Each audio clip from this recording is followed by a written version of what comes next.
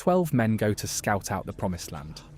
And the Torah, right before they leave, stops to tell us something odd. It mentions the weather. It says it was the season of the first ripe grapes. Why does that matter? Hold that thought. These 12 men come back 40 days later, and they bring a souvenir, one bunch of grapes.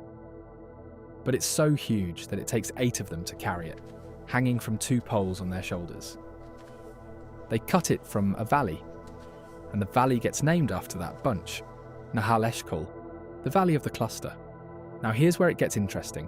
The Hebrew word for that cluster, Eshkol, sounds almost exactly like the Hebrew word for the mind, for intelligence, Sehel. And there's a reason that's not a coincidence. Go back to the very beginning. The Garden of Eden, the forbidden fruit. What was it? The rabbis argue about this, and Rabbi Meir says something dark. He says it was the grape, the vine. Because he says nothing in this world brings more misery to people than wine. So picture it. The first sin, way back at the start of everything, was eating a grape that promised wisdom and delivered exile. And now, generations later, 12 men walk out of the Promised Land carrying a giant grape on their shoulders, about to throw away that same land with a bad report. Same fruit, same mistake, bigger luggage. And the numbers nail it shut. The Hebrew word for grapes adds up to 172. The 10 Commandments, the first set, the ones that got smashed.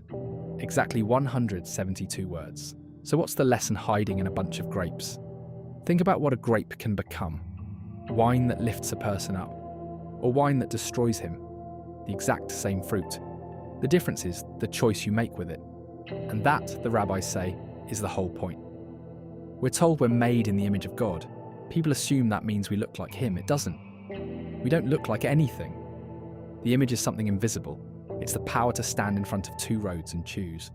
To pick good over evil when nothing is forcing your hand. No animal can do that.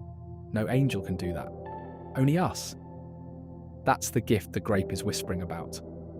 The first humans had it and chose wrong, and the world has been climbing back ever since.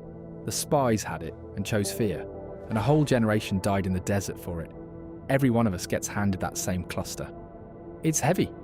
It always takes something to carry, and nobody can carry it for you. So the grapes are always in season. The real question was never about the fruit. The question is what you do when it's placed in your hands. Choose well. L'chaim.